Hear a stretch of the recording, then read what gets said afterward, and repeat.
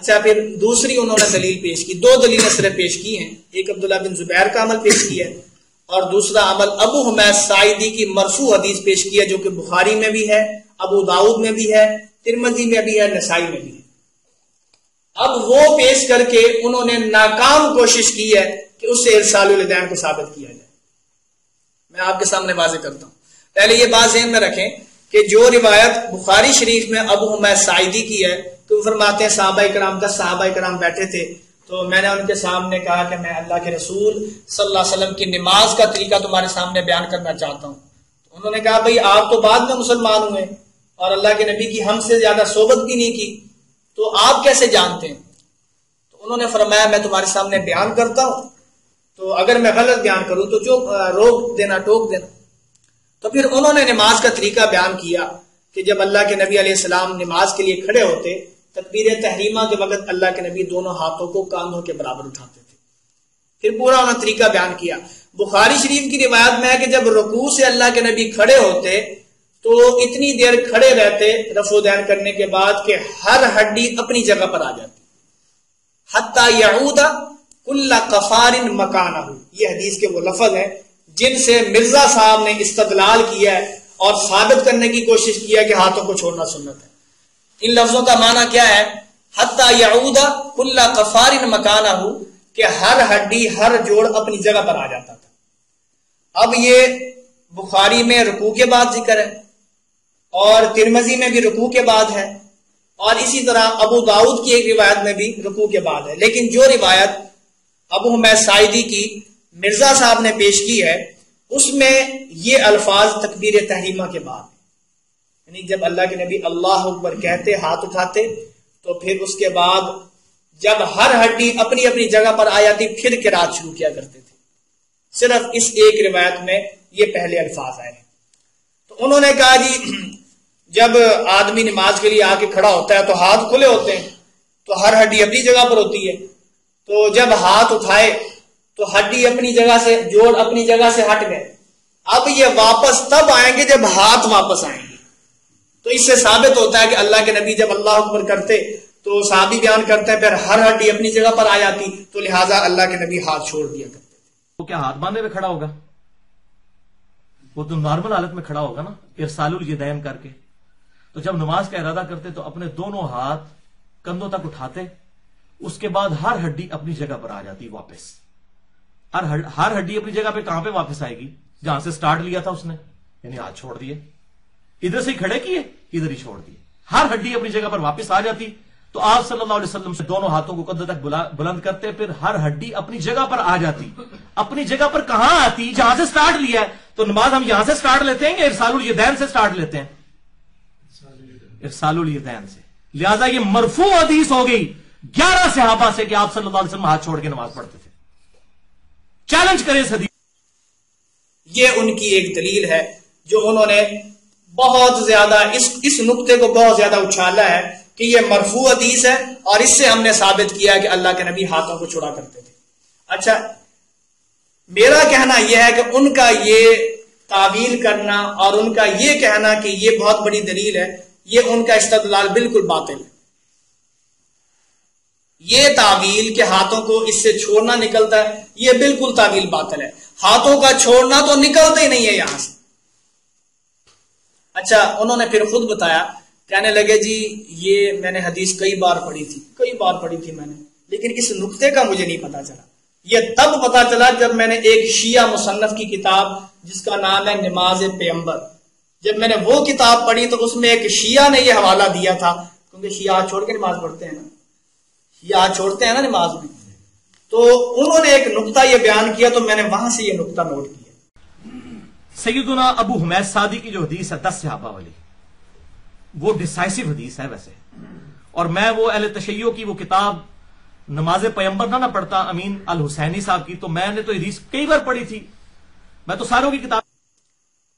حالانکہ اسی حدیث میں آگے اس کی وضاحت بھی موجود ہے، پوری حدیث نہیں بیان کی نا، میٹھا میٹھا ہپ ہپ تے کوڑا کوڑا تھو تھو، اپنے مطلب کی لے لی تو جس میں حقیقت واضح ہو رہی تھی اسے چھوڑ دیا۔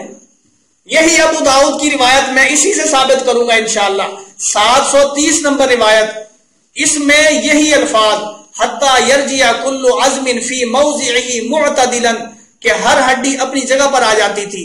عبداللہ بن مسعود بیان کرتے ہیں، ابو حمید سعدی بیان کرتے ہیں کہ جب اللہ کے نبی علیہ الصلوۃ والسلام ایک سجدہ کر کے بیٹھتے، پھر دوسرا سجدہ کرتے، پھر اللہ کے نبی اٹھتے، تو دوسری رکعت میں کھڑے ہونے سے پہلے اتنی دیر بیٹھے رہتے کہ ہر ہڈی اپنی جگہ پر آ جاتی۔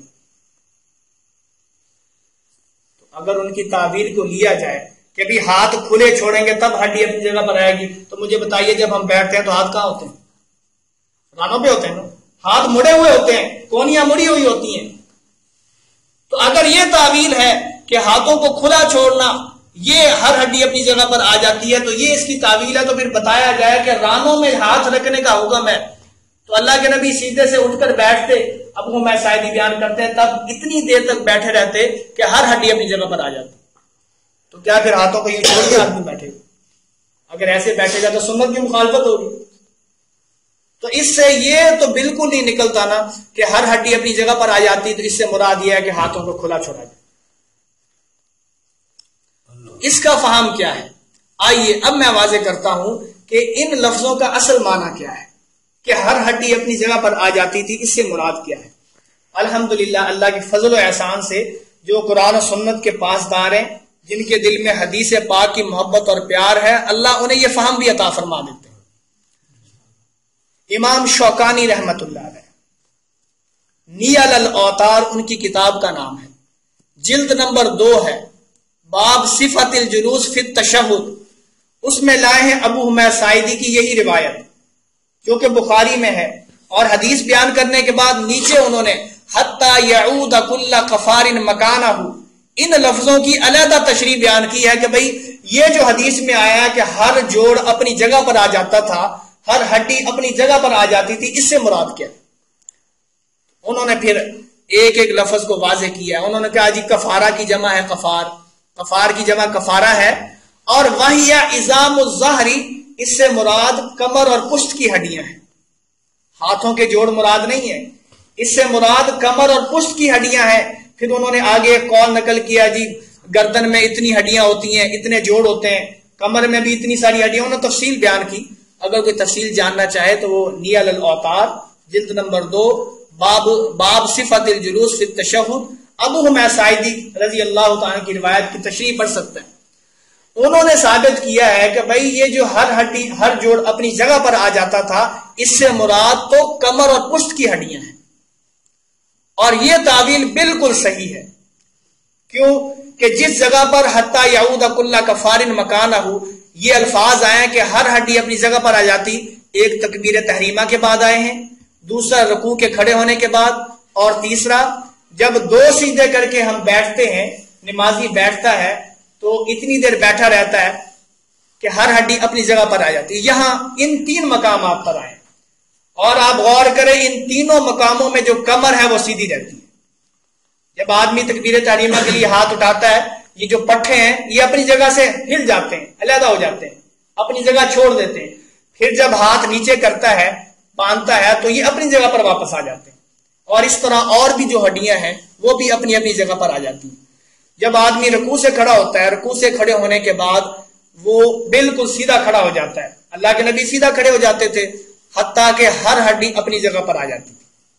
اور اسی طرح جب ایک رکعت پڑھ کے جلسہ استراحت کرنا ہے، اس وقت بھی کمر بالکل سیدھی ہوتی ہے، اس وقت بھی کمر بالکل سیدھی ہوتی ہے، اور ہر ہڈی آسانی سے اپنی جگہ پر آ جاتی ہے۔ یہ تعویل ہے اصل اور صحیح، جسے امام شوکانی رحمت اللہ علیہ نے نیل الاوتار میں واضح کیا ہے۔ اس تعویل کے مطابق حتی یعود کل کفار مکانہ، اس سے مراد کمر اور پشت کی ہڈیاں ہیں۔ دوسری تعویل اگر کریں تو وہ بنتی نہیں ہے۔ اگر ہاتھوں کو چھوڑنا مراد لیں تو پھر جب سیدھے سے اٹھ کے اللہ کے نبی بیٹھتے تھے، ہر ہڈی اپنی جگہ پر آ جاتی تو پھر ہاتھ کہاں جاتے تھے؟ پھر ہاتھ تو اس وقت بھی مڑے ہوتے ہیں، یہاں بھی مڑے ہوتے ہیں، وہاں بھی مڑے ہوتے ہیں، تو پھر ہر ہڈی اپنی جگہ پر کیسے آئے؟ اس لیے یہی صحیح تعویل ہے۔ تو یہ اللہ تعالیٰ اسے عطا فرماتے ہیں جنہیں قرآن اور حدیث سے پیار ہوتا ہے۔ تو الحمدللہ بفضل تعالیٰ میں نے یہ واضح کیا اللہ کے فضل و احسان سے کہ انجینئر محمد علی مرزا صاحب نے یہ جو باطل تعویل کر کے ہاتھوں کو چھوڑنا سنت قرار دیا تھا، وہ بالکل سلف صالحین سے اور قرآن و سنت کی روشنی میں واضح اور ثابت نہیں ہے، بلکہ ہاتھوں کو باندھنا ہی ثابت ہے۔ تو انشاءاللہ اللہ نے موقع دیا تو اگلی مجلس میں یہ واضح کروں گا کہ انجینئر محمد علی مرزا صاحب نے سید نذیر حسین دہلوی رحمۃ اللہ علیہ اور دیگر جو علماء اہل حدیث ہیں ان پر گستاخی کے جو الزامات لگائے ہیں ان میں کتنی حقانیت ہے، ان میں سچائی کتنی ہے، انشاءاللہ وہ بھی واضح کروں گا، اور یہ بھی واضح کروں گا جو کسی پر بہتان لگاتا ہے اس کی سزا کیا ہے۔ تو اللہ سے دعا ہے کہ اللہ ہمیں ان نبی علیہ الصلوۃ والسلام کی پیاری سنتوں کو سمجھنے اور اپنانے اور پھر آگے پھیلانے کی توفیق عطا فرمائے۔ اقول قولی ھذا واستغفر اللہ لی ولکم ولسائر المسلمین فاستغفروہ انہ هو الغفور الرحیم وآخر دعوانا ان الحمد للہ رب العالمین۔